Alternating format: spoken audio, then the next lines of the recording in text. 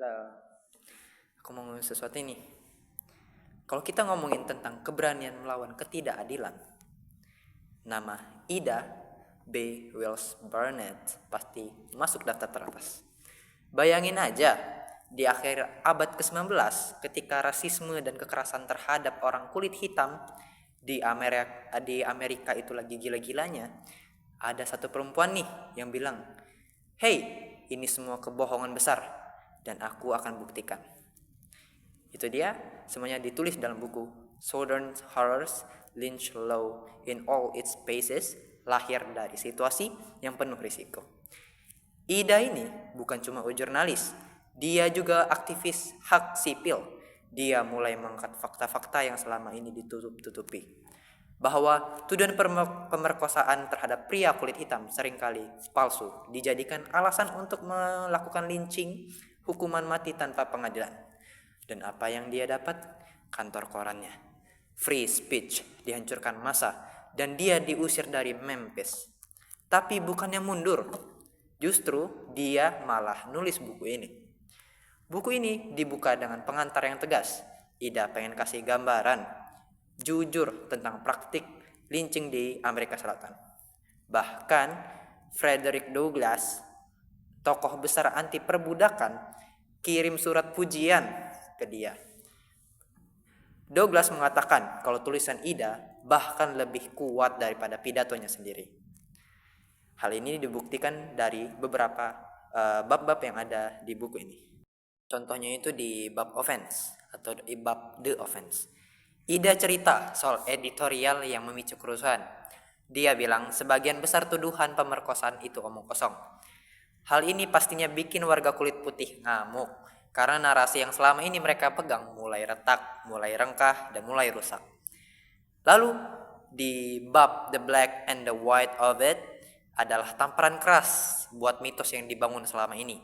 Ida memaparkan kisah-kisah nyata hubungan konsensual antara perempuan kulit putih dan pria kulit hitam yang lalu dipelintir jadi kasus pemerkosaan demi menjaga kehormatan yang katanya harus dilindungi. Padahal yang dilindungi di sini hanya warga kulit putih. Lalu di The New Cry dan di The Malicious and Untruthful White Press, Ida membadah bagaimana media jadi alat propaganda. Berita sengaja dibesar-besarkan, kasus dipelintir, dan opini publik dibentuk dan diarahkan untuk membenarkan kekerasan.